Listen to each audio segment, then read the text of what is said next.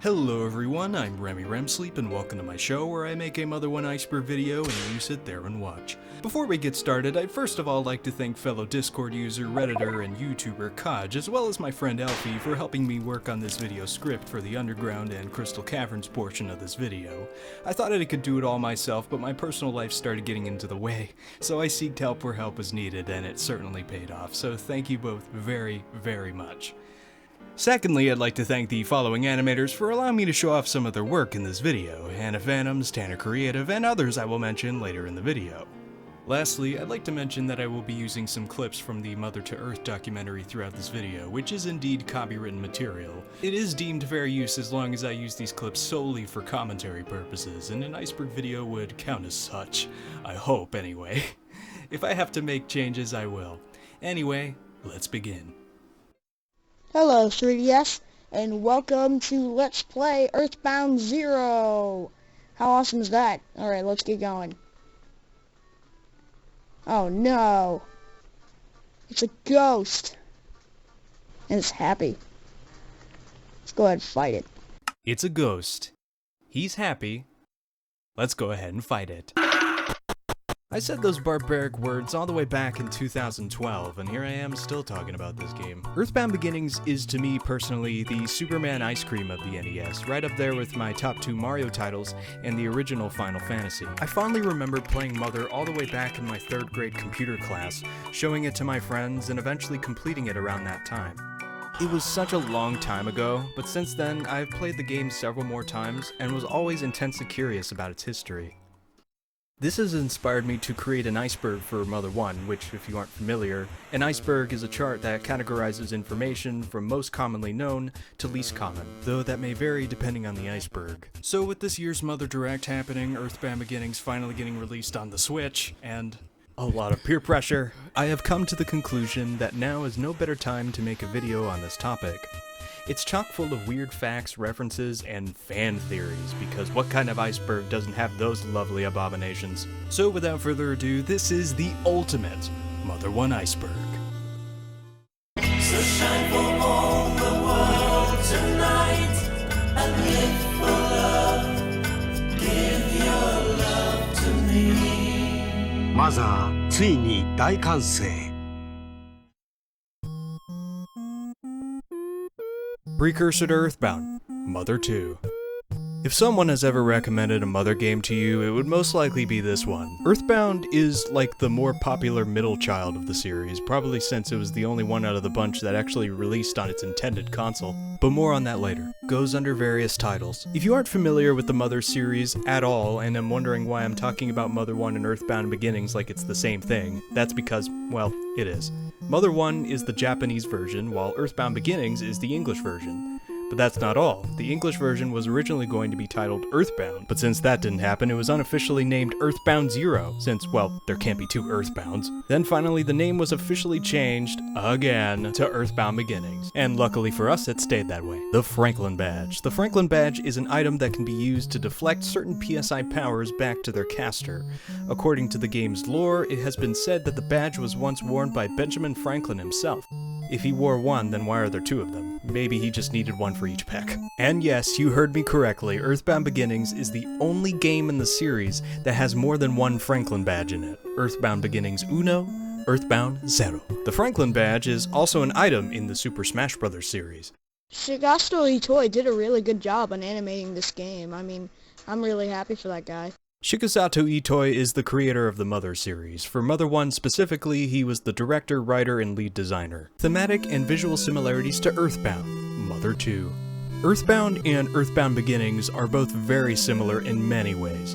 They both use the same character stereotypes with slightly different designs. In both games, you're tasked to collect 8 melodies while your little sister stores your items for you, and you have to call your dad if you ever want to save your game.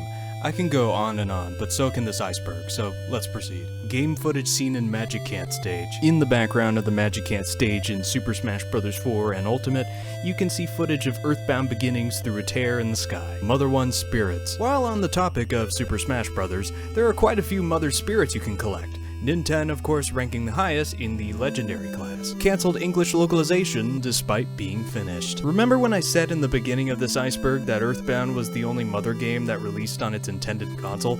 Well, we could have had Earthbound Beginnings too, since Nintendo of America was planning to localize the game. But despite the game being finished, Earthbound Beginnings' American release was cancelled due to the upcoming Super Nintendo. Officially released in the US only on Nintendo Wii U and Switch. After 25 years of neglect, Earthbound Beginnings has finally received a redemption arc, being released on the Wii U Virtual Console and eventually would come to Switch.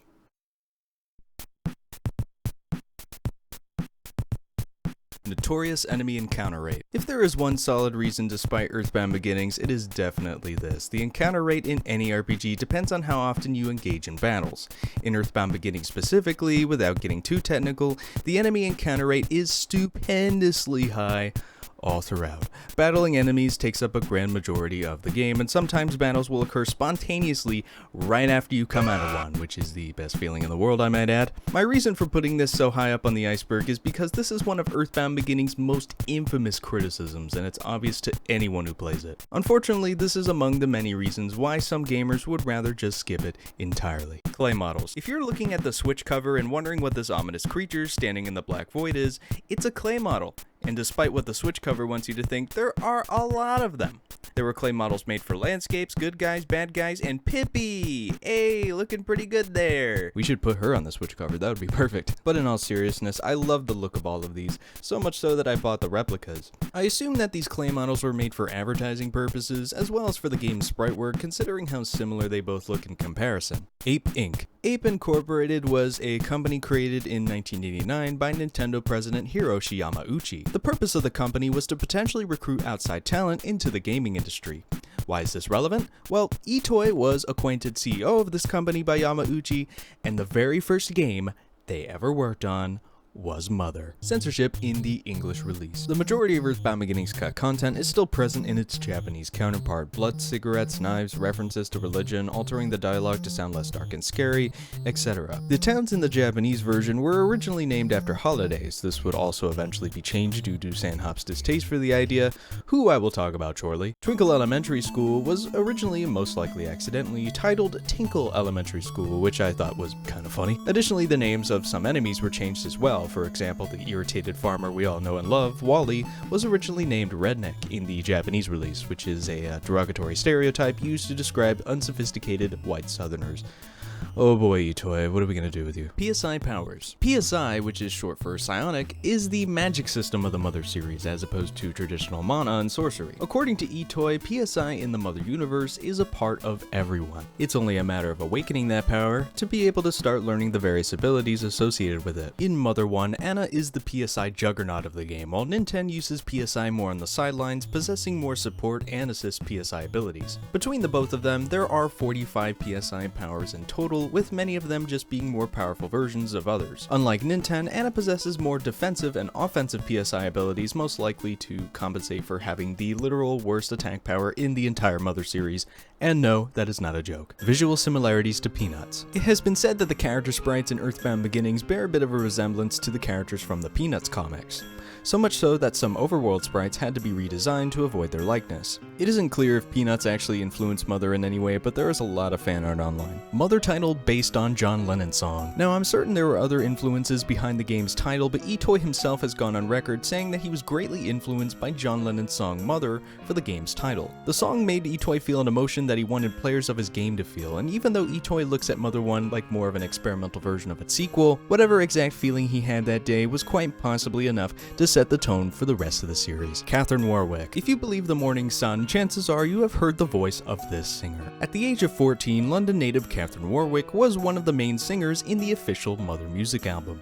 Didn't think an 8-bit RPG could have an official music album now, did ya? She performed as lead vocalist particularly in Pollyanna, Wisdom of the World, and Being Friends. Unfortunately, her career success wouldn't peak any higher after this point, but if you ever feel down and about, you can always come back and listen to the various reasons of why Catherine Warwick believes in you. George and Maria. If you don't know the basic plot of Earthbound Beginnings, allow me to explain the relevance of George and Maria. George and Maria are Nintendo's great-grandparents. One day, they both mysteriously vanish from the face of the earth, with only one of them returned returning, while the other, being Maria, was never seen again. Nearly a century later, it's up to Nintendo with the help of his great-grandfather's diary to solve the case. And who knows, perhaps someday he may even save the world. I wish that show would make a comeback. Mother 1 is the only Mother game that didn't risk cancellation. It's true, even though it was rushed towards the end. All things considered, however, Mother's development cycle was pretty short, spanning from only 1987 to 1989. In comparison to its brothers from another mother, one of them almost being dropped after 5 years, while the other's development being so bad it started hanging out in Duke Nukem Forever's treehouse of development hell, it's easy to see that Mother 1 had something good going for it. Mother 1's soundtrack.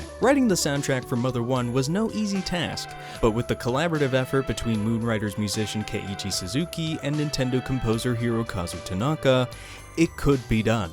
In the end, they were both really fond of the game's soundtrack and ended up creating an official album, as I mentioned earlier. Interestingly enough, however, in 2021 they both reunited to create a reimagining of the original 1989 album they both worked on nearly 34 years ago.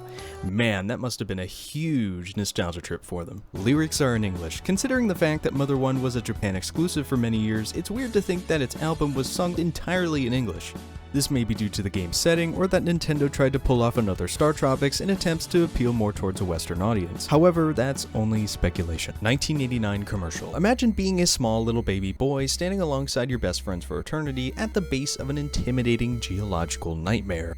When all of a sudden, if you look real closely, you may just make out what appears to be a massive robot standing right in front of you, probably pissed off that he had to come all the way over here just to kill you, until you unleash your Chad Stash and utterly defeat the bastard, only to continue onward into the dark and dangerous. That was the entire Mother 1 1989 commercial in a nutshell, and it is undoubtedly the most famous piece of advertising associated with the game, even coining the game's powerful slogan, エンディングまで泣くんじゃない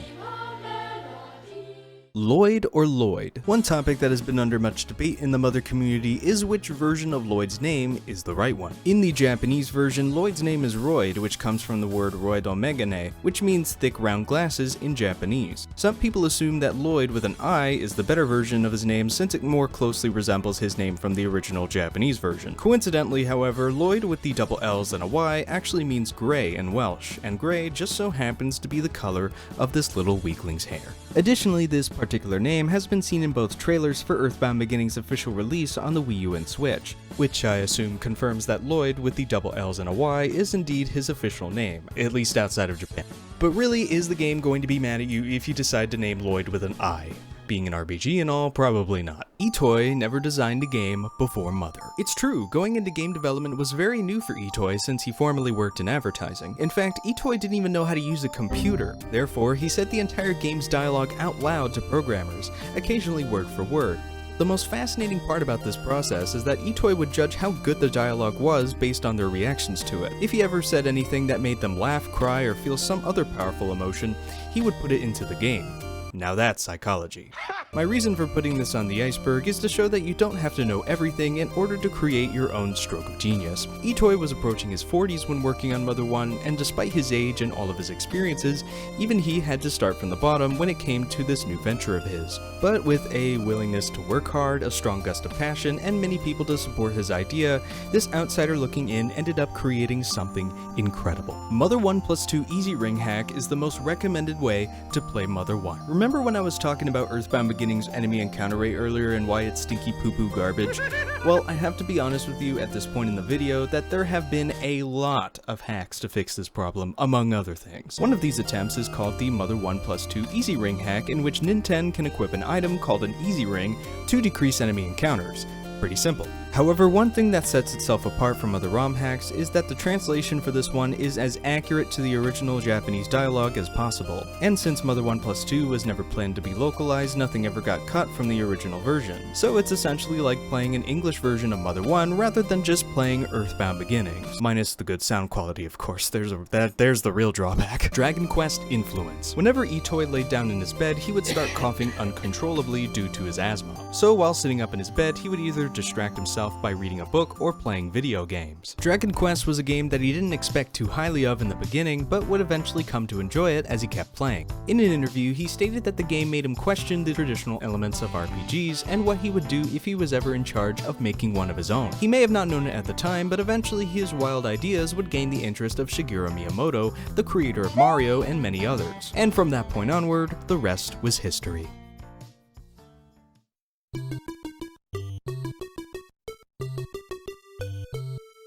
Phil Sanhop.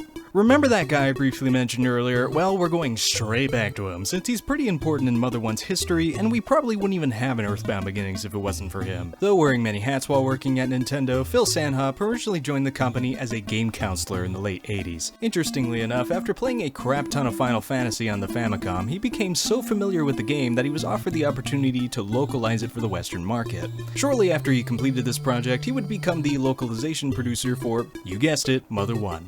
Which he was tasked to complete in 6 months. Great. Some grammatical imperfections were the product of this crunch, but thankfully at least the game was completed just in time to be cancelled. On a side note, Nintendo of America didn't really see the appeal of the game's original title, so Sanhop and crew were tasked to change it, eventually coming up with the name we all know, Earthbound. I asked him, I said, hey Tony, what about Earthbound?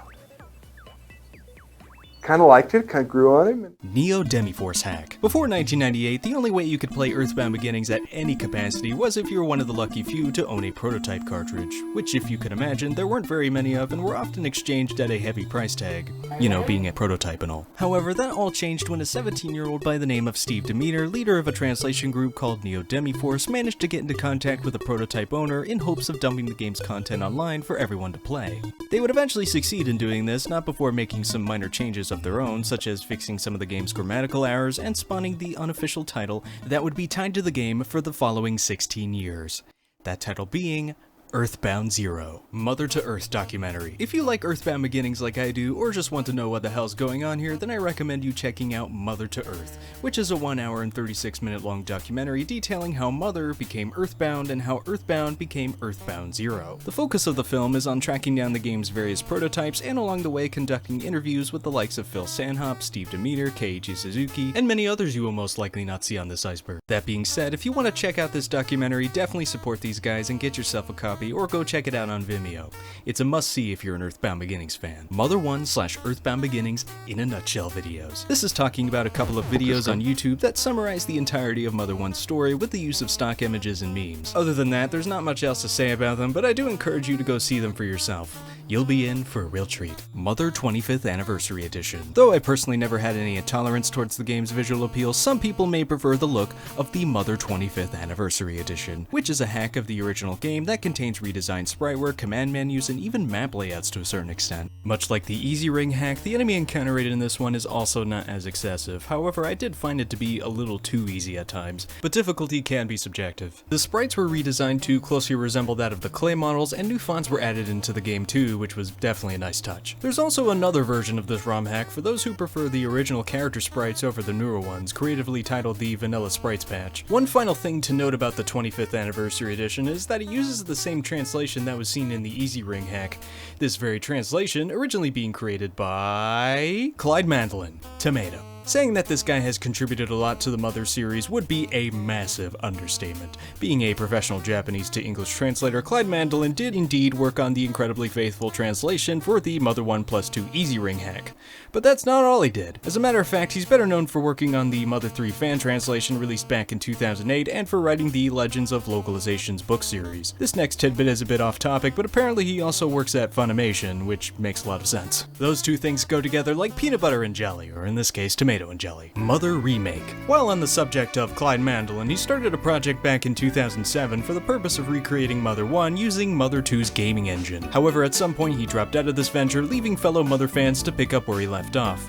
And that's about it. Information on this remake is second to none, and the only gameplay footage we have of it is from well over a decade ago. So I think it's safe to say, as much as it's unfortunate to say, that we won't be seeing anything from this project anytime soon. Mother Encore. Mother Encore is an upcoming fan reimagining of Mother 1 created using the Godot gaming engine. Do keep in mind, however, according to its developers, it's not going to present the exact same experience as the original game. Some notable changes will be made, such as sacrificing the game's non-linearity in order to improve the story and altering some elements to fit more in line with the other games of the series. As of right now, we don't have much else to go off of other than some gameplay and music. Despite this, the game itself looks very promising, as well as its development, but drama did ensue among a particular staff member a while back, resulting in him committing multiple social media hijackings and writing nearly 400 pages worth of complaints. Wow. Believe it or not, similar situations like this aren't uncommon when it comes to working on a team, especially if the only one incentive is for the love of what you're creating and nothing else. Mother 4's development history being just one example of this, actually. No, not that Mother 4.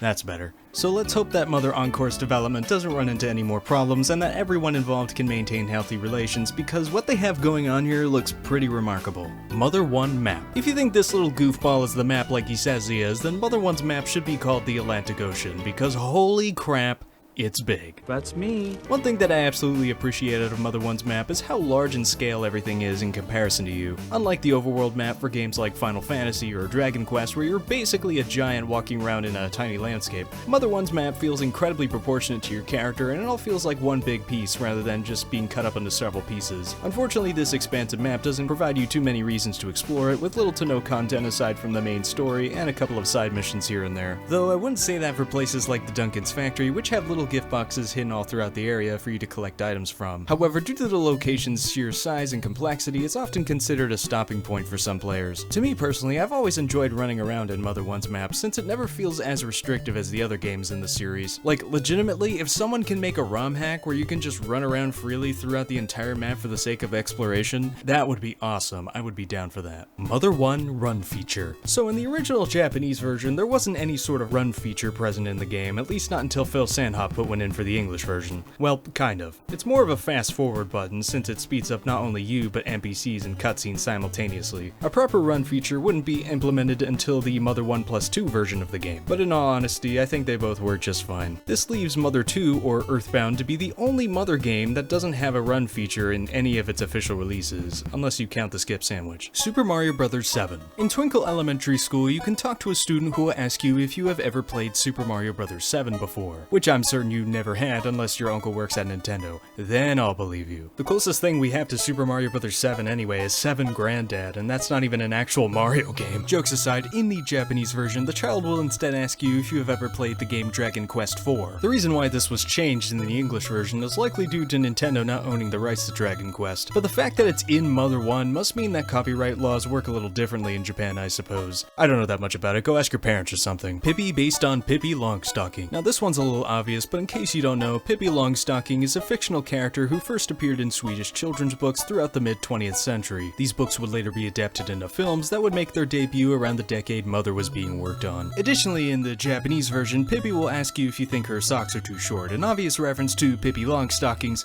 well, long stockings. The Flying Man Tragedy. In Magicant, you can team up with a feathered friend known as a Flying Man who can help you fight in battles. When a Flying Man dies, however, they don't come back like you do, and the game makes that very apparent. When you go back to the Flying Man's house after one of them dies, you'll return to see a tombstone in the front yard set up by the Flying Man's siblings, immortalizing his fighting spirit. From then on, you can recruit the Flying Man's brothers who wish to fight in honor of their fallen sibling, and from there, the cycle repeats itself with more and more tombstones being propped up.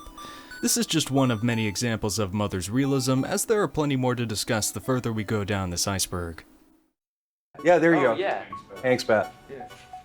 Now we know. Named after Hank Aaron, obviously. Hank's bat, named the Hall of Fame bat in the Japanese version, is the most powerful weapon Nintendo can equip in the game, raising his offense up by 48 points. It's speculated that the weapon was named after Major League Baseball player Hank Aaron, however, that's never been officially confirmed. Saturn Valley is absent. Saturn Valley is a recurring location throughout the Mother series, inhabited by these small harmless creatures called Mr. Saturns. Unfortunately, this location wouldn't make its first appearance until Mother 2, with Mother 1 being the only game not to have one. This is likely due to Itoy not coming up up with the idea until the second game, but hey, at least they decided to put one in Mother Encore, so that's pretty cool. Pollyanna had to be rewritten 5 times due to hardware limitations. One thing to note about the NES is that its musical capabilities are very limited, only being able to play 3 sounds and 1 noise. With that in mind, it must have been a real challenge to find the right sound for each song in the game, with the trademark song of the series, Pollyanna, being among the most complicated to work with. Despite these setbacks, Mother 1's music pushed the NES's hardware to the absolute limit, creating its own unique sound unparalleled to other games at the time.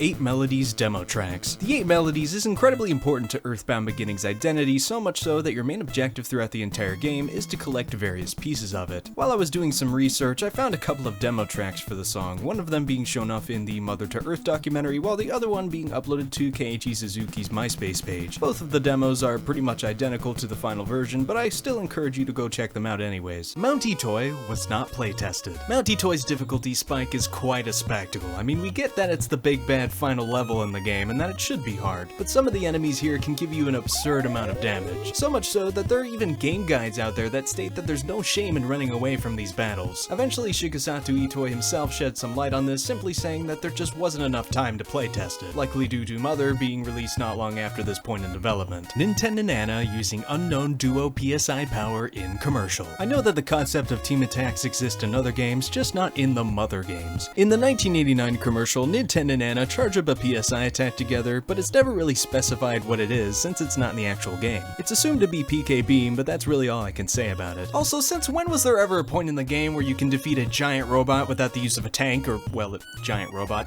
False advertising! If you think I'm being over-analytical with this, then you're absolutely right. Maker's Mother Iceberg video. During the production of this video, another YouTuber by the name of Maker thought it would be hilarious to release a Mother 1 Iceberg video before me, and you know what?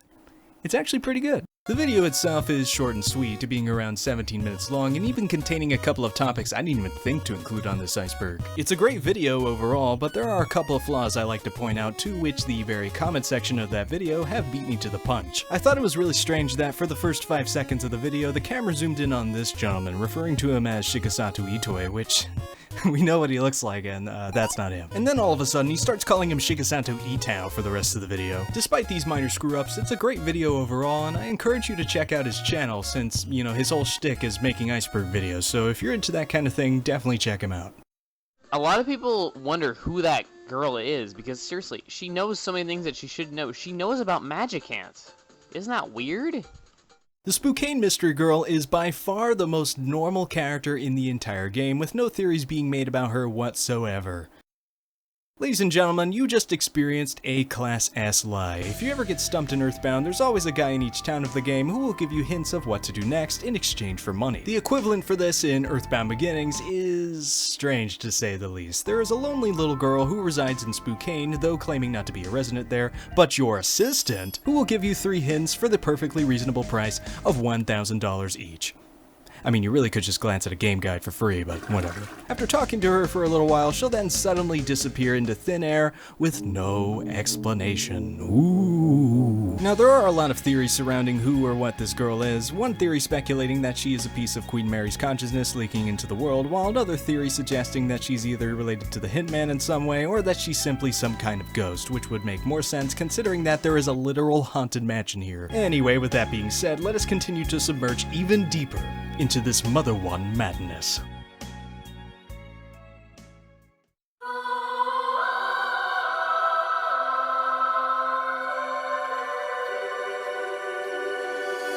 Pollyanna, I believe in you, referring to humanity. Coming to realize this new perspective of Pollyanna has certainly helped me to grow more attached to this game, and I know that I already briefly talked about this song a couple of times, but bear with me. Bear with me. As I stated previously, Pollyanna, occasionally titled Pollyanna, I Believe in You, is the trademark song of the entire series, making an appearance in all 3 Mother titles in one form or another. In case you aren't aware, the title of the song itself originates from a popular children's novel released all the way back in the early 20th century. According to fellow YouTuber Mackerel Phones, he believes that the song isn't just based off of the book for its namesake. In fact, in his video, What Does Pollyanna Mean?, he explains that Pollyanna isn't just a character, but an ideology. An ideology that he believes was woven within the fabric of the Mother series.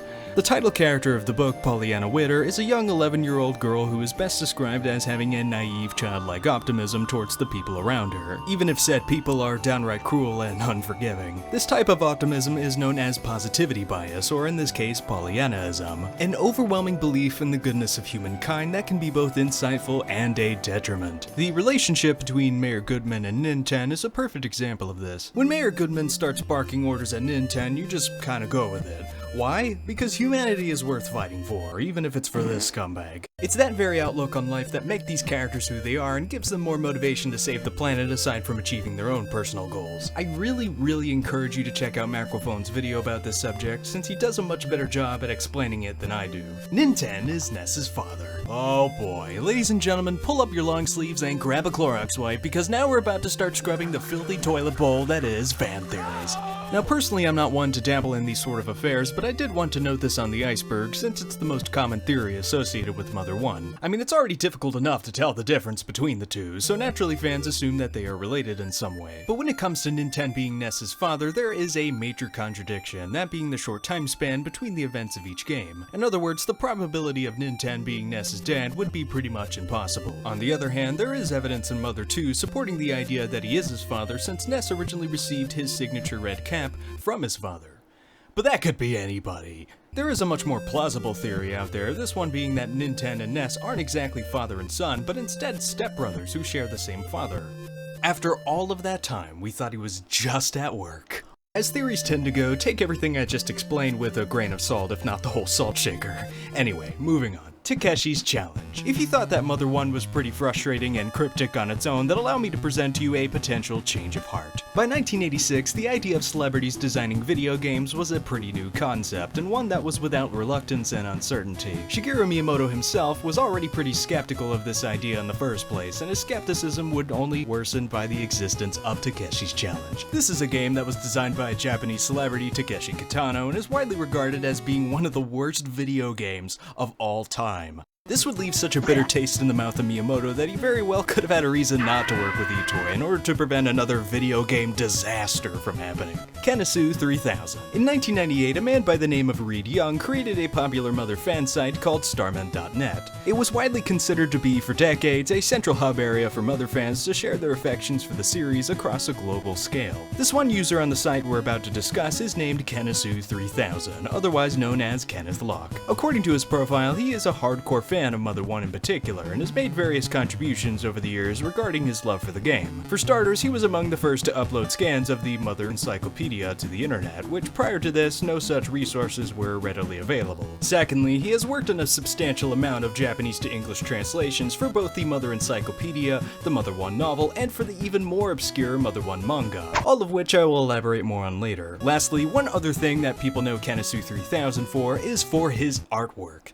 Yes, he is also an artist, and a pretty unique one. His distinguished art style can definitely stand out in a crowd, not to mention his commendable eye for small details, which is a great quality for any illustrator. However, it's very easy to notice a certain wonkiness to his style that occasionally makes you want to question his perspective of human anatomy. Aside from all that, the biggest reason why I included Kenisu 3000 on this chart to begin with was because of his 24-page webcomic that goes more in depth on the already vague prologue of George and Maria. This comic is very well beloved by the Mother community, and has already been briefly referenced in a few Earthbound analysis videos on YouTube. Mother 1 novelization. Not every video game narrative gets a novel adaptation, but Mother 1 certainly did. The novel itself was written by Japanese author Kumi Saori and lasts for about 10 chapters, containing 376 pages in total. Unfortunately, the book was only released in Japan, which tends to be the case for anything Mother related. Oh yeah.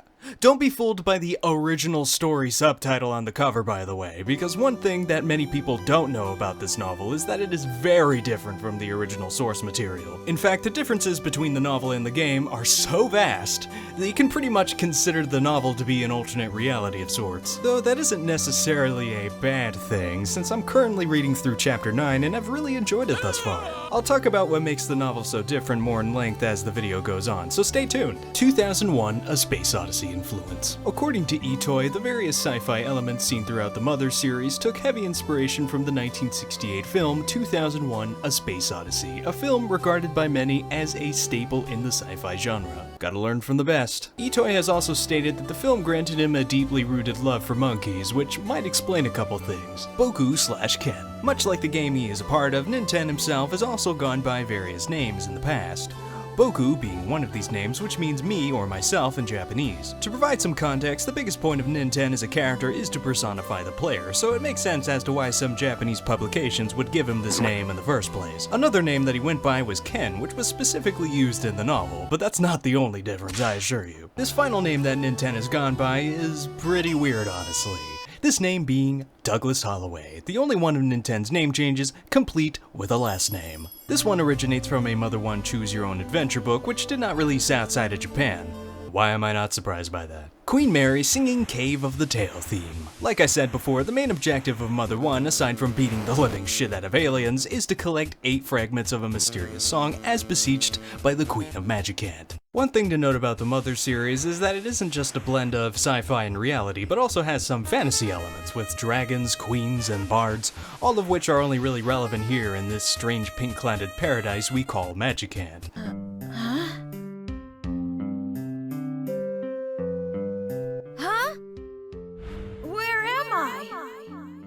If you decide to leave or enter Magicant for whatever reason, you always have to walk through this dark, narrow cave. The song that plays in this area is known as the Cave of the Tail theme.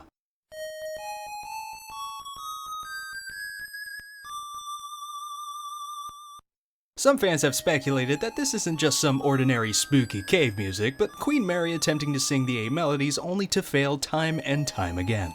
I think that this theory came about because of fans finding some similarities between the two songs, but I'm not entirely sure otherwise. But it is very interesting, I do like this one. The Mother Saga. Ah yes, the classic Mother 1 fan creation. I've been anxiously waiting to talk about this one. Welcome to Youngtown. All our parents got kidnapped by Baidu. Why are you smiling then? The Mother Saga is a live-action retelling of Mother 1 created by a small group of fans. The saga was originally uploaded in a series of videos, but in December of 2010, the video's original uploader, PSI Paula 4, compiled all of the parts together into one feature-length film, ranging up to 1 hour, 51 minutes, and 44 seconds. The quality is exactly what you would expect from this era of YouTube, but you can definitely see that these guys really had fun making this, and that's really where the heart is for this film.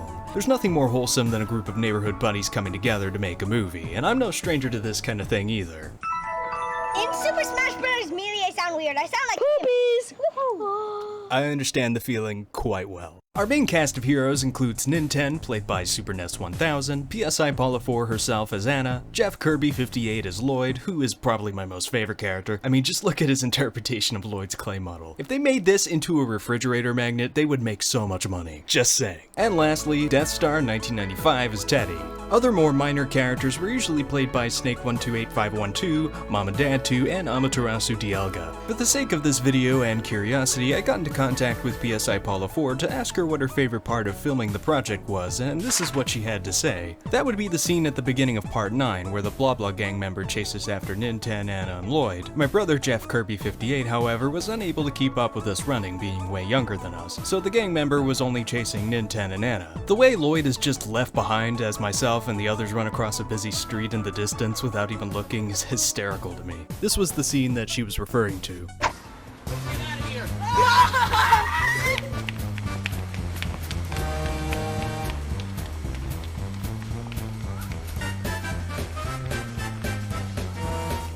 Two things could have happened here. Either your brother legitimately couldn't run fast enough, or he's secretly just the world's greatest actor, and nobody had the slightest idea the whole time. I mean, he did play Lloyd after all, and getting left behind for bigger and better things is second nature to the poor guy. A fun fact about the Mother Saga is that it is the only reenactment of Mother 1 or any Mother game to be completed from start to finish. Well, that's not entirely true, but we'll get to that a little later. Earthbound Beginnings 3D Sen. 3D Sen is an NES emulator that is the first of its kind since it can play NES games in the third dimension.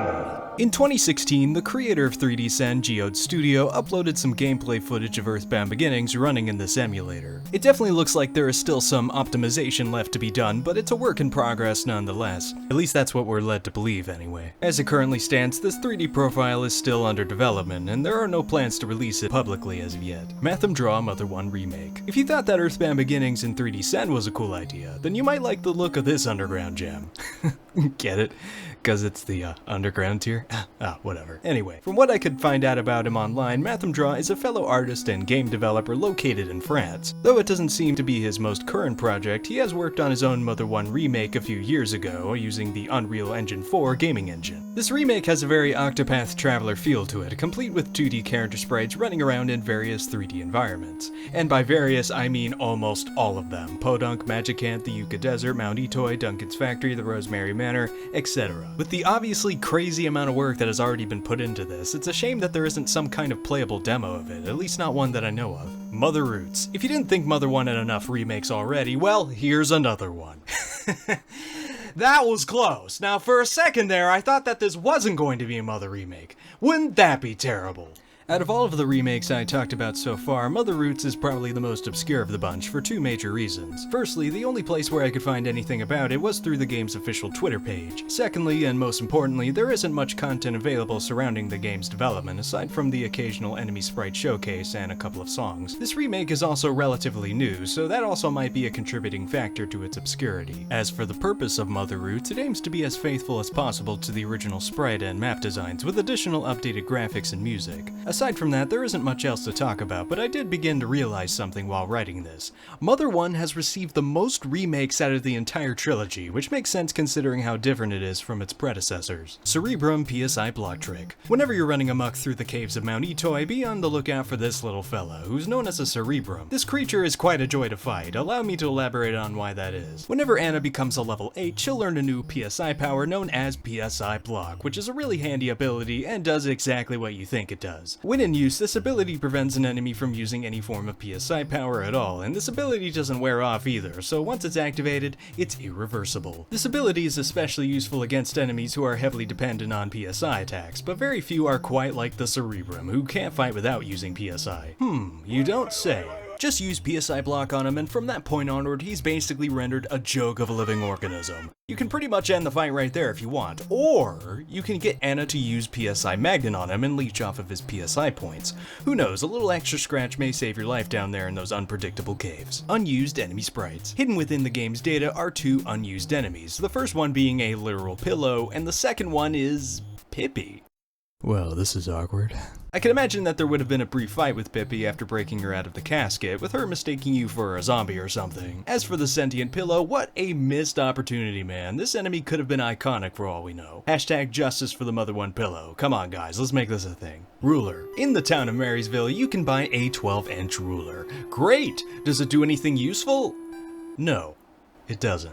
Aside from quote-unquote measuring things, which isn't very helpful on its own, this item serves no purpose whatsoever. It can't be used as a weapon, it doesn't help you in battle, and worst of all, you bought this with money. A $22 wad of cash, never to be seen again, all at the cost of your stupidity. So you're probably wondering, why put such an evil item in the game? What is even the point? Well, the ruler is categorized as a gag item, which is more of an interactive set piece than something that can be actually useful. The ruler isn't the only gag item in the game, as you might have guessed, and some of them are pretty fun to witness firsthand. For example, in Twinkle Elementary School, you can talk to this guy who will sell you a real rocket. Not a bottle rocket, a full-fledged, fully capable rocket ship for just a little over $3,000. However, the mysterious teacher that you buy it from accidentally sends the rocket into space, therefore being completely useless. But it is good for a laugh, and that's something these gag items do best. Usually I wouldn't prefer to have items like this in any video game, but I do believe that Itoy included the ruler for a reason aside from just a simple joke. But I could be wrong on this. In reality, not every item in your possession is going to live up to the standard of usefulness that you think it might, and it begins to beg the question, is this item really going to be useful to me in the long run? Look at me trying to intellectualize the ruler. I think I'm gonna move on before I start making an even bigger fool of myself.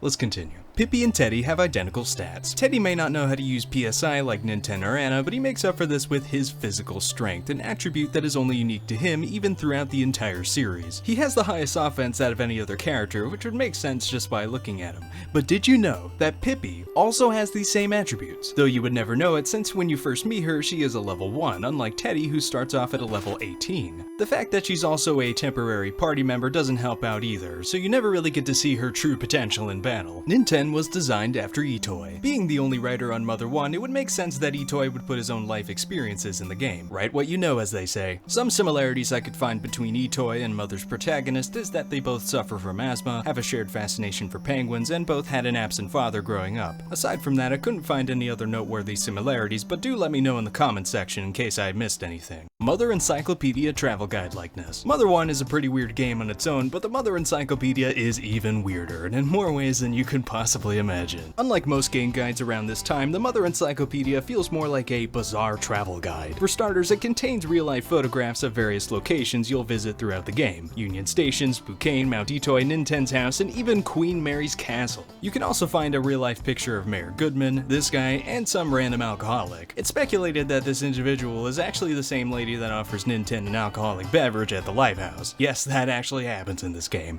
You're so cute. Oh, your name is Ninten? Here, this beer's on me. Drink up. Oh, whoa, what the? There's a cop in here. Hey, you're underage. I'm taking you into custody. Whoa. Are you kidding me? Is this actually happening? Wow, this is happening. This is happening right now. Nintendo, everybody. I get that these images come from real-life locations of our world, but this is something that you wouldn't normally see from other Nintendo properties. Through this method, it attempts to make the world of Mother feel more believable to our senses, and that's something I can respect. I mean, the game already takes place in modern times, so putting a bunch of photographs together and slapping town names on them is really no-brainer. Actors in 1989 commercial are unknown. The kids that portray Ninten, Anna, and Lloyd in the 1989 commercial have been unidentified for the last 30 years. Though at this point they're all probably adults, it would at least be interesting to see what they've been up to all this time. There isn't much else to say here, but I hope that one day we find out something about these guys before another 30 years goes by. Watano Lemon Tea. There are quite a few Mother animations online, some of which you've already briefly seen in this video. Go support the original creators. But none are as plentiful as the ones that come from Watano Lemon Tea, a Japanese artist and animator. She currently has 7 Mother 1 animations in total on her YouTube channel, with each one taking place throughout various parts from the game. She also makes some other Mother-related animations, so go check those out. Earthbound Beginnings Randomizer. Straight off the bat, this is probably my most favorite topic on this list, and it should be yours too, because this thing is just so criminally underrated. The Earthbound Beginnings Randomizer is a program that allows you to arbitrarily swap around item names, character sprites, enemy sprites, text, and more. It creates a very different experience of Earthbound Beginnings that not only increases replay value, but also could lead up to something pretty hilarious as a result. For example, here are some random scenarios I went through while playing as Gary here. Firstly, I fought a robot lamp. Not a regular lamp, a robot lamp, which I think makes a difference. Then I encountered a spy bug who uses PSI, a groovy pile, and I saw some naked guy running around town. So you know, pretty normal Mother experience thus far. The randomizer also has something called Monkey Mode, which allows you to change your character sprites into, well, monkeys. Man, I know that's something Itoi would like. If you want to replay Earthbound Beginnings, but also want a fresh new take on it, I highly recommend at least trying this, even if the fun doesn't stay for very long. Game Boy camera ending. Long after starting the handheld Game & Watch series, Nintendo was ready to move on to bigger and better things, or in this case, smaller and greener things. The Game Boy was not just the talk of the town, mind you, but the talk of the entire world, as it single-handedly kickstarted a new era of portable gaming, not just for Nintendo, but for its various competitors at the time. This success would spawn all sorts of gimmicky accessories, including, but not limited to, the Game Boy camera, a camera peripheral that you can attach to your Game Boy. Didn't see that coming. So you're probably asking me, what does this have to do with Mother? Well, I'll just play the credit sequence of the Game Boy camera and let you figure it out. Listen carefully.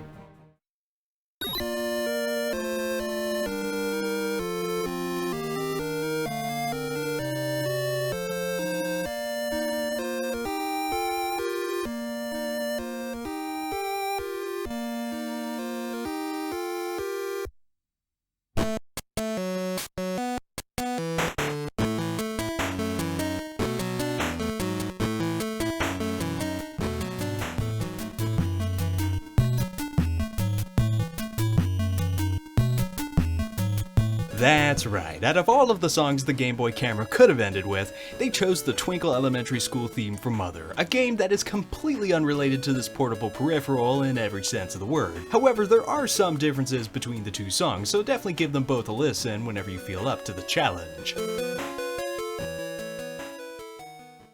Hello. I really hope that you're enjoying this video so far. I will say from this point onward, we're going to start getting into some spoiler territory. I won't really be talking about Mother 3 for those of you who are wondering, but I will be spoiling the endings for both Mother 1 and 2. So if you haven't played through both of those games, or just don't want to know how they end quite yet, well, I don't know you personally, so then I suggest clicking off this video so you can go and do so. On the other hand, if you don't really care for playing RPGs, then that's fine too. Go watch someone play through them for you, because that's what YouTube is all about. Or if you just want to keep watching my video and don't really care about what I'm saying, then stick around. There's still a lot to talk about. Mother cognitive dissonance. Look. Okay, I know that it says Mother CD on the chart, but I didn't have enough room, so get off of my back! Don't worry, Mother Cognitive Dissonance is not another remake. We already crossed that bridge, and there won't be any more on this chart. Yay! Anyway, Mother Cognitive Dissonance is a popular Earthbound fan game created using RPG Maker. Speaking of popularity, the game is so well recognized by the Mother community that it even has its own tab on the Mother Forever website, another Mother fan site I forgot to mention earlier. But this isn't some ordinary Earthbound fan game, mind you. Unlike your typical Mother game, which usually takes place on Earth, Mother Cognitive Dissonance takes place in the far reaches of outer space. And instead of playing as a psychic 12-year-old boy with a knack for baseball, here you play as Alanavar, a wholesome little alien of the Mook species who likes to paint and play guitar for some reason. After being defeated by Ninten and his friends at the end of Mother 1, the main antagonist of the first two Mother games, Gaigu, or Gyges, whichever you prefer, doesn't take his defeat too well and starts to slowly descend into madness from there on. It was at this time that Alanavar realized how much of a danger Gaigu posed to the universe around him, and was tasked by a mysterious voice to stop his increase in power at all costs. Along the way, he meets other like-minded aliens who join him on his adventure, and they have a grand old time together. What makes Mother Cognitive Dissonance stand out among the already vast sea of Mother fan games is that it acts as a bridge between the events of Mother 1 and Mother 2, giving us a deeper look into Gaigu's relationship with Georgia Maria and how it all transpired into him becoming the universal cosmic destroyer that we see in Earthbound. Adding Anna and Teddy is optional. Along your adventure to save the world, you meet the following characters in order: Lloyd, Anna, then Teddy. But the only character that you really need for certain parts of the game is Lloyd, since he is the only one that can fix the broken boat motor on Mount Itoy, which you have to do in order to find the seventh melody. You'll also need him to destroy the boulder north of Marysville in order to unlock the upper section of the map, which is where Mount Itoy is located. As for Anna and Teddy, the game doesn't require you to go through their storylines to beat the game. Heck, you don't even have to go into the towns they live in, which brings up something else. Though this can both be considered a blessing and a curse, a really cool thing about Earthbound Beginnings is that you can go through certain parts of the game out of order if you wanted to. For example, I could go all the way to the live house, get Teddy, then come back to the Rosemary Manor to get the fifth melody. This is something that I love about this game, since it gives the player a variety of routes to choose from, a luxury that's not present in the other games. This is also likely due to the NES's hardware limitations, which is understandable, but the fact that you can play certain parts of the game out of order also grants you the ability to complete the game with different party member combinations. As intended, you're supposed to beat the game with just Ninten, Anna, and Lloyd, but in a different scenario, you can also beat the game with just Ninten and Anna, or you can beat the game with just Ninten, Anna, and Teddy. It's even possible to beat the game by yourself if you wanted to. However, in order to achieve any of these methods, you'll need to jump through several hoops, but no worries, there are plenty of step-by-step guides online that'll walk you through the process. Teddy dies in the original release. Ho ho, this is a dark one. So you might not know this, but Earthbound Beginnings and the original release of Mother 1 both end very differently. After defeating Gaigu in Earthbound Beginnings, you're treated to a very fulfilling conclusion, with you and your friends rescuing all of the captured humans, Teddy making a full recovery after almost dying, Lloyd finally proving himself among his peers, Anna becoming your new pen pal, and of course, bed. But in the ending of the original Japanese version, after defeating Gaigu, Ninten, Anna, and Lloyd will slowly turn themselves around to face you and continue to stare at you. Wait, what? That's how it ends?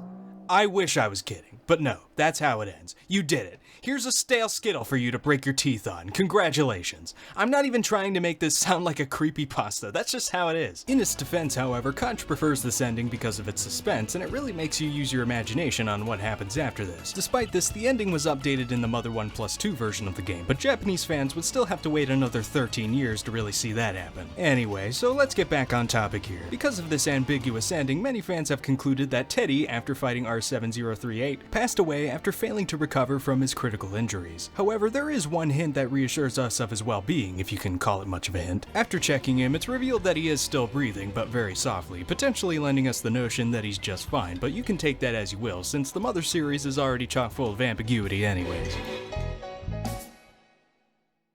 Alright, well, looks like we made it to the final tier. I will warn you though, that this is the most compact tier on this list, so brace yourselves.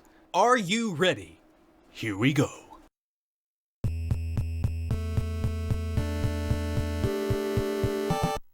Cooey found weed. If you're not keeping tabs on your local pot-headed teenager, then for all we know, they could be spending way too much time in the hex editor making this. It's certainly not the weirdest ROM hack I've ever seen, but it's definitely pretty up there, and for more reasons aside from, well, the obvious. Cooey Found Weed is a ROM hack of Earthbound Beginnings that is also the perfect example of what the fuck am I reading. The text can be pretty incoherent, but from what I can gather, the game takes place in Brazil, where you play as Ronaldo, or Cooey, I don't know. This game is all over the place. Nintendo's character sprite also looks messed up for some reason, and there are a lot of references to soccer, or football, as it's mentioned in the game. An interesting fact about this ROM hack, according to romhacking.net, is that it was uploaded all the way back on January 28th, 1999, only 1 year after the Demiforce hack was created. Unless I'm mistaken, this means Cooey Found Weed is the second oldest ROM hack in Earthbound Beginnings history, and of all things that it could have been about, it's about marijuana, so take that as you will. My biggest question at the moment is, who is Cooey? Why is this the only thing that he's ever made according to his account, and most importantly, why did he make it? That is an Earthbound Beginnings mystery we may never know. Cut Dungeon. When Mother 1 was being localized for North America, the localization team decided that some locations in the game had to be downsized. This was done in order to make navigating through them a little easier, as they believed these locations were too complicated for Western players. Because, you know, us big dumb cowboys can't do things for ourselves, unfortunately. Jokes aside, I really do appreciate these changes, especially for places like the Crystal Cavern, since this is a place you're going to be visiting a lot throughout the game. Other such changes include the town of Spokane, which didn't really need it honestly, and the path leading into Mount Itoy. Teddy's Iguana. Teddy is a pretty unique character, not only because he's the only adult on the team, but also because he apparently owns a pet iguana, which is never mentioned throughout the game whatsoever. This tidbit about Teddy comes from a section of the Mother Encyclopedia, which gives us a much broader background on each of our four main heroes that the game otherwise wouldn't mention. Their likes, their dislikes, their taste in music, their favorite possessions, including but not limited to toys, instruments, glasses, baseball tickets, cigarettes, bent spoons, and all kinds of other wacky stuff. Stand By Me reference. As we've seen a little bit thus far, the Mother series is not shy about referencing other material, especially if it's music related. The Beatles. I mean, there is a whole 1 hour and 43 minute long Iceberg video solely based on the music of the series, so if that's something of your interest, I encourage you to check it out. However, this particular reference we're about to discuss is more film related than music related. A resident in the town of Reindeer will tell you, and I quote, "One time when I was little, I walked through the tunnel. I went to see a dead body." This line is a direct reference to the 1986 film Stand By Me, a film that is among Mother 1's repertoire of various inspirations. While we're still on the topic of references, I might as well also bring up a few others. There is a high probability that the Rosemary Manor, the haunted house of the game, because you know, every Nintendo franchise has to have one, was named after the popular horror novel Rosemary's Baby. I'm not entirely sure if this has been confirmed or not, but it feels very intentional. This next reference was found in the Mother Encyclopedia. According to the text, some of Nintendo's female classmates say that he looks just like Luke Skywalker from the Star Wars franchise. Nintendo himself, however, rebuttals this, being more of a Han Solo type of guy. What? Keep in mind that these are just a fraction of the references you'll find in this book, so I implore you to check it out for yourselves. Or not, I don't know, I'm not your mother. He said it! He said it! The novel is told through Anna's perspective. Unlike the game, which starts you off as Ninten in the town of Podunk, the novel actually begins with Anna before the moment Ninten and Lloyd arrive to bring back her lost hat. This scene, by the way, happens more than halfway through the game, so the novel skips over a bunch of stuff. Though oddly enough, I'm fine with this, since we are given a glimpse of everything that happens up until that point through Anna's psychic visions, which is just enough to suffice. Anyway, we get to learn a lot about Anna seeing the world through her eyes. For example, we learn that Anna has a strong distaste for rock music due to her Christian upbringing, but she eventually comes full circle after attending a concert at the Live House. Another charming fact that we learn about Anna is that she has never seen the ocean in person before, at least not prior to the group visiting the town of LA. This is because she has been sheltered in her hometown all of her life, surrounded by nothing but snow and people sneezing on you. I have to say, Anna is a fun character to read through in this book, so I'll say it again, not upset by this change. Time machine. Remember that guy that sells you a real rocket ship in Marysville? Well yeah, we're going back to that guy again, but not for the same reason. In the Japanese version, you can buy a time machine from him for about 2,775 in-game $5. He then, in a comedic fashion, as he does, accidentally pushes one of the switches and brings you back to the time where Ninten and Lloyd made a mess of the science lab back when they first met. For whatever reason, this item was completely removed in Earthbound Beginnings, and instead replaced with a super bomb, most likely due to having more practical usage. One item that went completely unused in all versions of the game, however, was an item called an IC chip, which according to the game's data was an item that could only be used by Lloyd. Though it's unconfirmed, many assume that this item is related to the memory chip, which is a Mother 1+2 exclusive item that can be used to teleport to Eve's remains, in the same vein of how you can use the Onyx hook to teleport to Magicant. Itoi's hidden message. So I will respect Itoi's wishes by not disclosing the location of this message, but I will say this much. Itoi himself deliberately hid a secret message in the game for players to find, so if you just so happen to miss this on your first playthrough, here's another reason to go back and play it. Have fun! ESP1. Remember when I was talking about Mother 1's various titles in the beginning of this video? Well, there are actually a few more that I purposely didn't mention up until this point. Therefore, I introduced to you ESP1, which was basically the title given to the game prior to Mother. However, this name was only meant to act as a placeholder to Mother. In other words, it was not meant to stay for very long. While working on the game's English localization, there was another name aside from Earthbound that was considered, this title being Spacebound.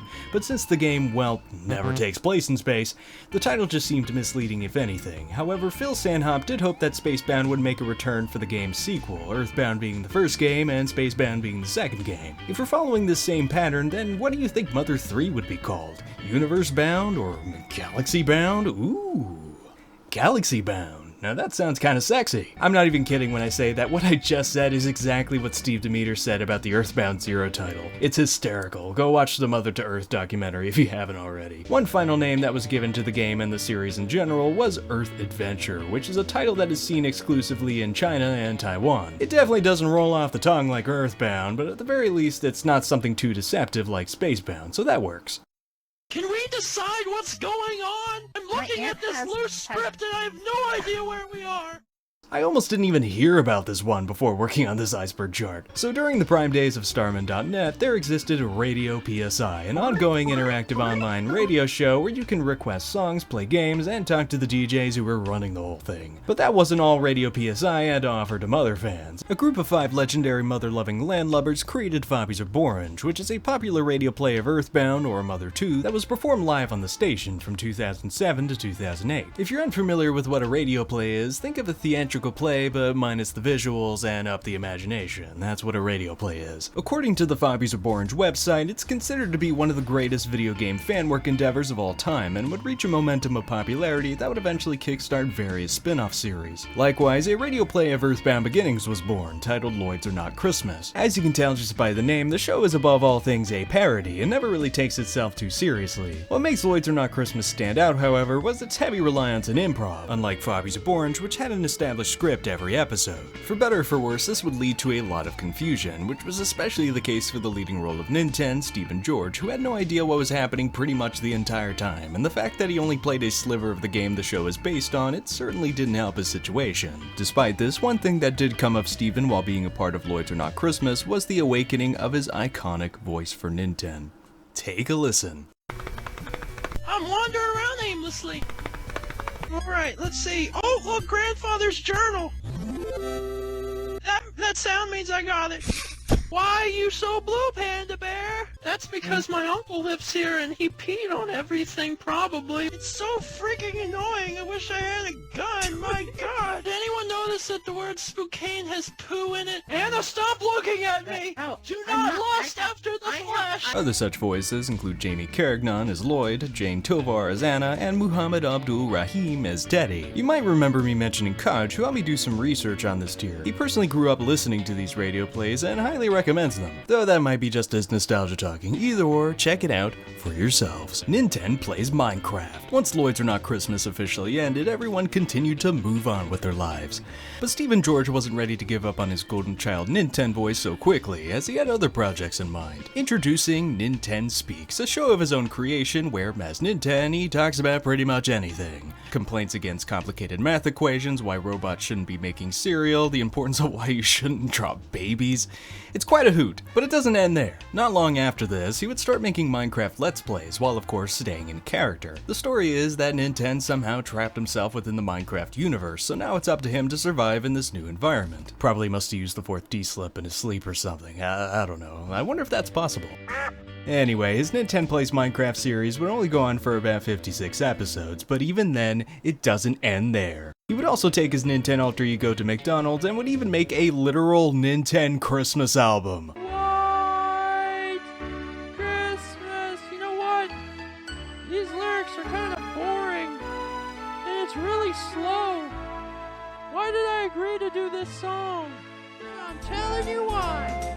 Santa Claus is coming to town. Now here I am talking about all of the various things he's done as Nintendo, when I haven't even talked about the man behind the mask. Stephen George is a popular figure in the Mother community for working on all kinds of weird, wacky Earthbound related projects. Aside from this, he also has his own vlog channel and Let's Play channel respectively, and guess what? On his Let's Play channel, he would finally complete playing through Mother 1 after all of those years, which is a perfect way to wrap up this topic and move on. Nintendo is an asshole in the novel. When it comes to the original game, it isn't easy to pinpoint Nintendo's overall personality, since he's mostly a silent protagonist in the same vein as Mario or Link. Despite this, the Mother Encyclopedia describes Nintendo's personality in a very positive light. He's energetic, a natural-born leader, and is seemingly a role model among his classmates. Even in the game, one thing that we see Nintendo do a lot of is being an altruist, so overall, Nintendo is a pretty good kid, right? Well, you might be surprised that in the novel, he is a completely different person, often being described as immature, apathetic, and cold. Even when Pippi gifted him the Franklin badge at the beginning of the book, he didn't think much of it. Not to mention that he also belittles his friends from time to time, which is... Okay.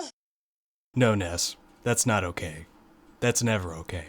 See, this is what I meant when referring to the novel as an alternate universe apart from the game. Not only is Ken's personality different from Nintendo's, but also his appearance. According to the book, Ken has blonde hair, blue eyes, and wears an army jacket with all sorts of emblems on it. At first I didn't really like this new look, but it eventually grew on me, maybe even more than Nintendo's original design. Although I can never hate that design, that would just be uncouth of me. If you think about it, Ken feels kind of like a nice blend between Ness and Lucas, and maybe even a little bit of Bart Simpson, because, you know, Bart is just Brat spelled differently. Lloyd was planning to blow up the school. If Lloyd was a valley, then the only foliage that would grow in said valley would be a forest of red flags. I mean, this poor little guy gets picked on all of the time, even by his own dad. Combining that with the odd fascination for explosives, I mean, what more can I say? This boy's got some problems, we know that much. So what if the explosion that ruined the science lab was no accident? Well, obviously it was an accident. This is just fan speculation, nothing more. But it is quite dark nonetheless, like holy crap, let's get off this subject. Breadcrumbs glitch. Breadcrumbs are a super handy feature in this game. If you ever have bread stored in your inventory, instead of eating it, you can create a trail of breadcrumbs as a means to fast travel back to wherever you started the trail.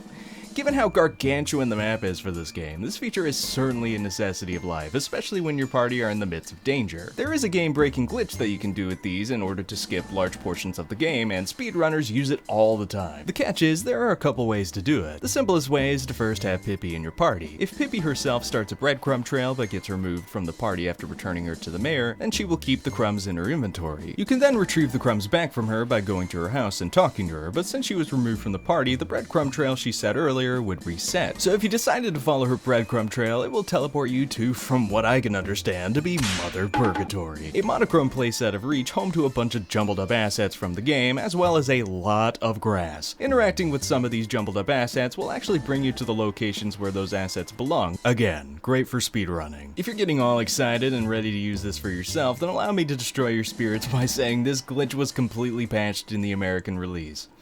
Sandhop, you and your team have done many great things for this game, but this is the one thing that you really could have left alone. Z Sakubi. Speaking of Mother 1 speedrunning, according to speedrun.com, Z Sakubi is the #1 best speedrunner of Mother 1, both with and without using the infamous breadcrumb glitch we just talked about. He is also among the top 3 best speedrunners without the use of any random number generator manipulation, which is an entirely different topic that I don't care to explain, not because I don't know it, but because it's so boring. If you want to learn more about it, go check out this Tech Rules video. As for PC Zakubi, he has a Twitch channel where he records his speedruns, so if that's your cup of tea, drink that shit. The Tigers, the world is waiting for us. Mother 1's interactivity with the player, as well as the game's final boss fight, was heavily influenced by the 1968 film, The Tigers, the world is waiting for us. There was a scene in the movie where Julie, the lead of the Tigers band, encouraged the audience to help them defeat the opposing aliens through the power of singing. Sound familiar? Well, it should, since that is exactly how you defeat Gaigu in Mother 1, which isn't just any song, but a lullaby that Maria once sung to Gaigu as a baby. A similar boss fight would occur in the finale for Mother 2, which would also, just like the first game, prioritize over non-violent methods to defeat him. One last thing I'd like to mention is that there are a few moments where the game directly addresses you, the player, which is a concept that also pays homage to the film. This interactivity with the player creates a more immersive experience as if you were one of the main fighting forces, helping these kids get through their journey safely. So when you finally see that mothership retreat back into the stratosphere, it feels no different than a janitor mopping a movie set, but still gets put in the credits anyways. However else you feel about it doesn't really matter. Mother 1 manga. There's a lot of Mother manga out there, but the most difficult part about their existence is keeping track of all of them, just like running a preschool. Luckily, Starman.net has a comprehensive list of them, but still, much of their content has yet to surface online since they're pretty underground even for Mother 1 standards. Therefore, I will only be focusing on the forerunner of this topic, that being Believe and Boy Meets Girl, written by mangaka Tashio Rekishi. Believe was first issued in 2002 and mainly focuses on Lloyd's whereabouts during Ninten, Anna, and Teddy's ascension up towards Mount Itoi. This issue is solely focused on Lloyd and his character growth throughout this short period of time and presents to us a side of Mother 1's narrative that we never got to see in the game. Rikishi's other manga, Boy Meets Girl, was first issued in 2001 and is about Ninten and Lloyd first meeting Anna and Snowman. Both of these mangas were completely scanned by Satsi and unofficially translated by none other than Kanasu 3000.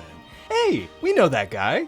And we'll see him again in Nyasu Nikoben. Getting all of the Mother games into English was a bit of a long journey, and is still considered by many to be one that is ongoing. Articles are made about it, artwork was made about it, documentaries were made about it, and so on. But unfortunately, my friend, that's not even the half of it, as beneath our noses lies a much obscurer rabbit hole. Like I said before, the Mother 1 novel was never officially translated into English, which left a lot of room for fans to make their own translation. I know what you're thinking, it's Mother 3 all over again. Hooray. Short summaries of the book were conjured up by Kanasu 3000, Tomato, and many others, but for the longest time there was never a complete translation, which they aspired to make but either struggled doing so or just never did. Then all of a sudden, the tectonic plates shifted when Nyasu Nikoben, a fellow artist and translator, uploaded this post to their Twitter account. She not only translated the Mother 1 novel in its entirety, but the Mother 2 novel as well. This all dropped about a year ago too, so spread the word and check out the books. Also, rest in peace little Munchie, my condolences. Likeness to Frankie from One Piece. In the popular anime and manga series One Piece, there is a character named Frankie who looks a lot like Teddy. The chin, the hair, the personality, especially the glasses, they're all remarkably similar to Teddy's and very well could have been inspired by Teddy. But in case I haven't convinced you, listen to this. Frankie makes his first appearance in a place called the Frankie House, which sounds eerily similar to the Live House, where Teddy makes his first appearance in Mother. But in case I still haven't convinced you, there is a boss in Mother 2 that is literally named Frankie, who is often compared to Teddy by fans. But the true inspiration behind Frankie, at least according to the mangaka of One Piece, was from watching Jim Carrey's performance in the film series Ace Ventura. So maybe all of this is just a ruse of mine, I'm not sure. Gintama reference. In the 2003 anime and manga series Gintama, there is a scene where the protagonists are making a poster trying to advertise something. They end up deciding to copy Mother 1's official poster to help them market the game in Japan as a base for their idea. They also make a joke about Itoi having big nostrils. Jesus!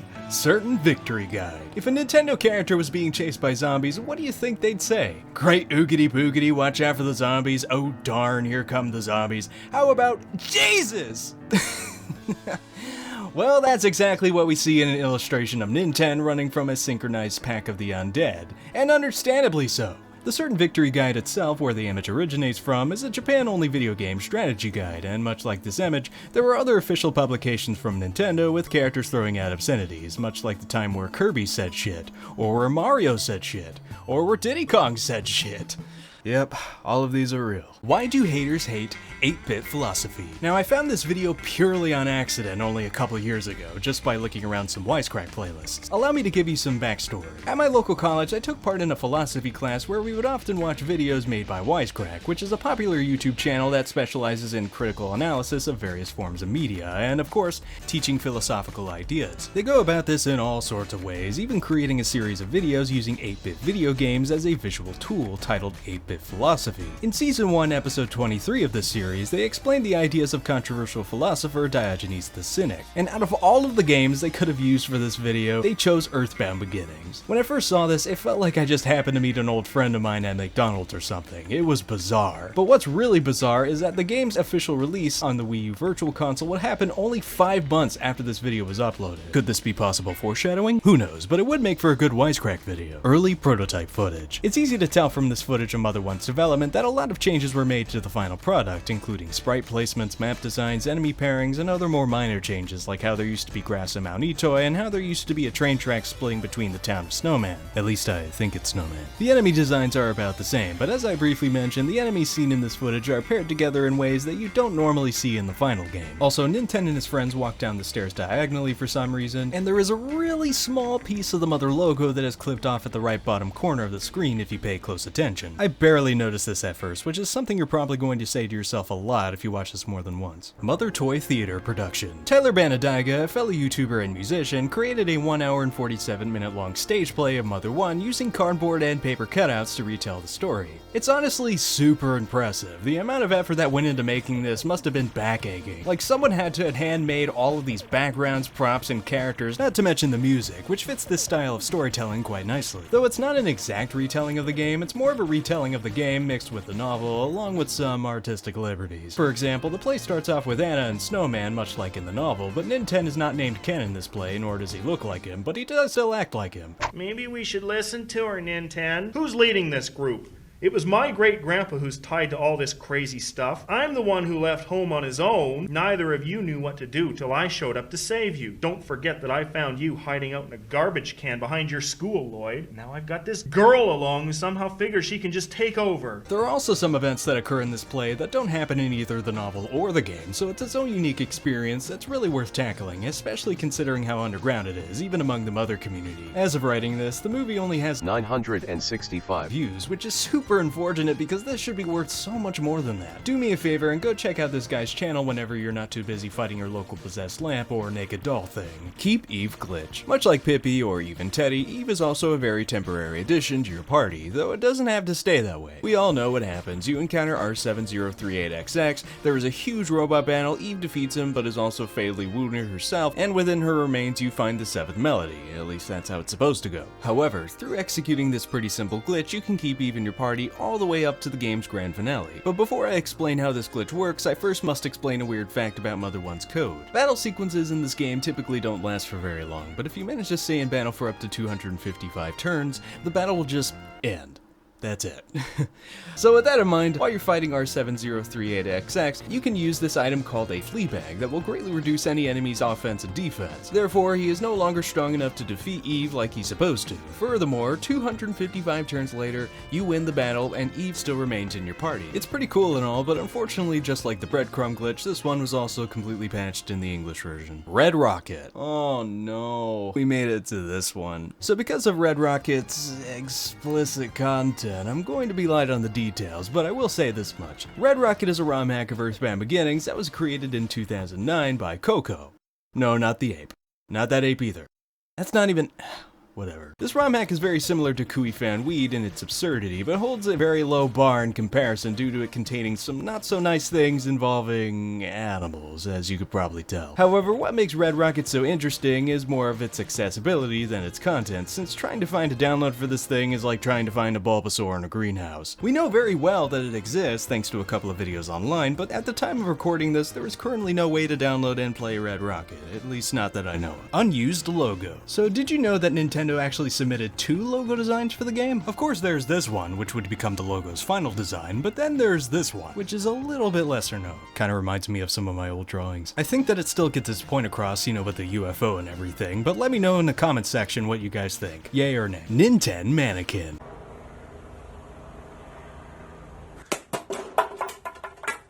You know, I've thought I've seen just about everything in this crazy community, but I guess not. When the Mother to Earth documentary was first making the rounds publicly, so too would a mannequin resembling Nintendo, which I assume was made to help promote the film and its merchandise. Some people were understandably pretty creeped out by it, while others adored the shit out of it. So much in fact that the Mother to Earth team would drag this little boy wonder all across the country under the Twitter hashtag #NintenAcrossAmerica. I suppose that might explain why he went missing that one time, but don't worry, just like in the game, Ninten tends to find a way to return back home wherever the hell he's coming from. PK Techno. Some of you guys have heard of it, others, no, not at all. Some of you might think at first glance, oh shit, is this a PSI power in Earthbound Beginnings that I somehow missed getting? Because it sounds so much like a genuine PSI power that it would exist in this game? Just to clear up some potential confusion, PK Techno was never in Earthbound Beginnings since this ability was made by a fan. It would gain a lot of interest across the internet with fans making their own interpretations of how the power would work. But that still leaves many questions like where did PK Techno come from, who created it, and why? With a tad of research and a bit of communication, I now hold the answers to those questions, and then some. PK Techno was created by none other than PSI Paula 4 herself. Yes, that same PSI Paula 4 we talked about in the last year. Since Ninten was the only mother protagonist that didn't have any offensive PSI moves like Ness or Lucas did, she decided to come up with one for him. I was 12, I just started getting into the Mother series, but I haven't played the games yet. From looking at Starman.net, I knew Lucas's PK Rockin' equivalent was PK Love, but I didn't find a signature move for Ninten that did damage, obviously because he doesn't have one. So I decided to make one up myself. I decided that PK Techno because 12-year-old me thought that, well, both rock and love are music genres. Is love really a music genre? Well, I guess that depends on who you ask. She continues to say, so maybe they're all named after music genres, and I picked techno because for some reason I thought that was the most popular genre in the 80s. Well, Mother 1 did come out near the end of that decade, so it seems fitting. In conclusion, PSI Paula 4, if you're watching this right now, I just wanted to tell you with my own voice, thank you so much for answering my questions and being a part of this. You've been a really big help. I really appreciate it.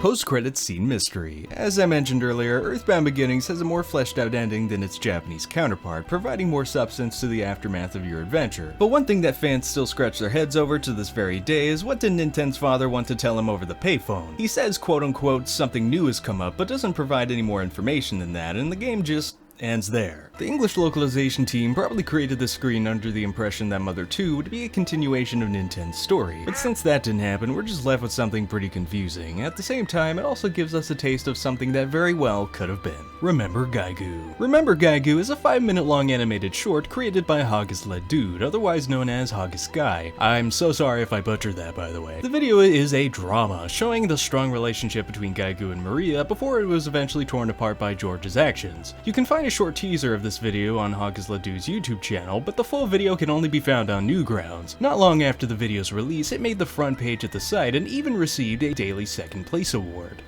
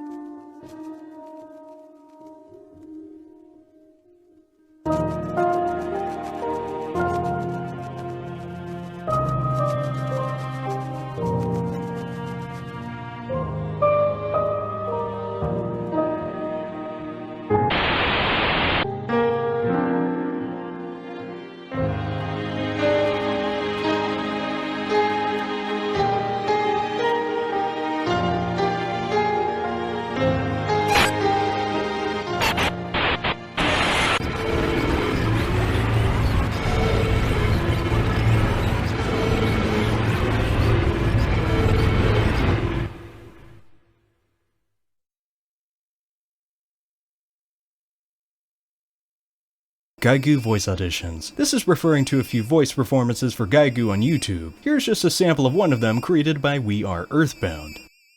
Ninten, I'm grateful to your family, your great-grandparents, George, Maria raised me.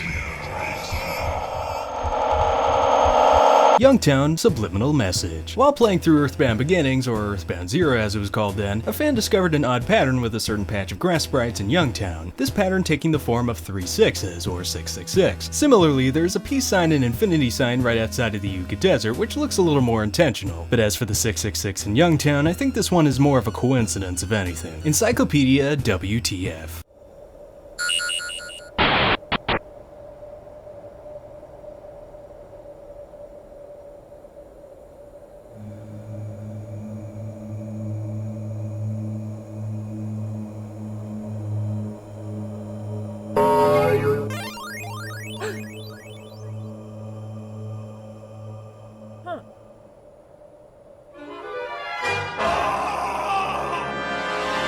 Holy smokes!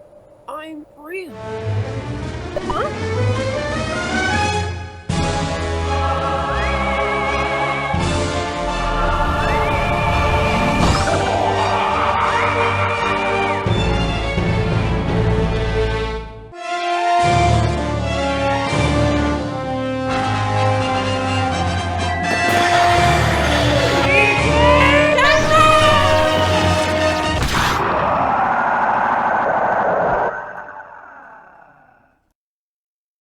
Impact on other Nintendo properties. Since Mother isn't as recognized in America as it is in Japan, it's easy to miss how vast of an influence this game and its 2 sequels have had over Nintendo's other games, even playing a role in the creation of some of Nintendo's biggest cash cows. Let me ask you something. What is another Nintendo game aside from Mother 1 where you can use an ocarina to play melodies? If you answered The Legend of Zelda Ocarina of Time, then you are correct. What about going around town talking to NPCs as if they are real people, with a slight pinch of quirkiness? Animal Crossing, anybody? What about a game where you literally play as a young boy wearing a red cap who travels across the world to fight all kinds of creatures?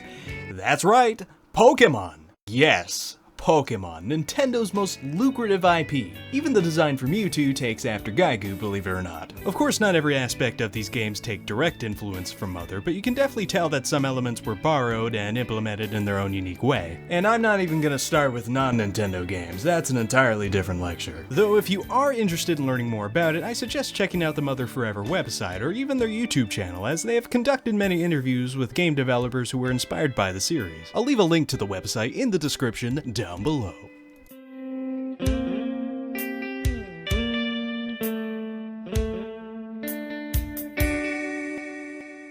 Bonus stage. One thing you should probably know about my friend Conch is that he created a Mother 1 Iceberg chart of his own and was kind enough to share some of his work for the sake of this video. He is quite knowledgeable about the Mother series and even knew some things that I honestly completely missed out on. With that said, him and I were eager to work together, and with our collaboration came the bonus tier. It contained some topics from his Iceberg as well as a few new ones, so ladies and gentlemen, we proudly present to you 5 final topics as a farewell. Earthbound Beginnings Canadian localization. The year is 1994. 4 years have now passed since the cancellation of Mother 1's English relative, and by this point, everyone has moved on from the project, including eToy, who at this time would release the very game he is best known for here in the West. Meanwhile, Nintendo of Canada, who I completely forgot existed for a minute there, was interested in the possibility of making Earthbound Beginnings a Canadian exclusive on the NES. But unfortunately, they eventually decided against this since they would have to make a Canadian-French translation, and that would just be too much work. This is heartbreaking. I mean, Earthbound Beginnings already got rejected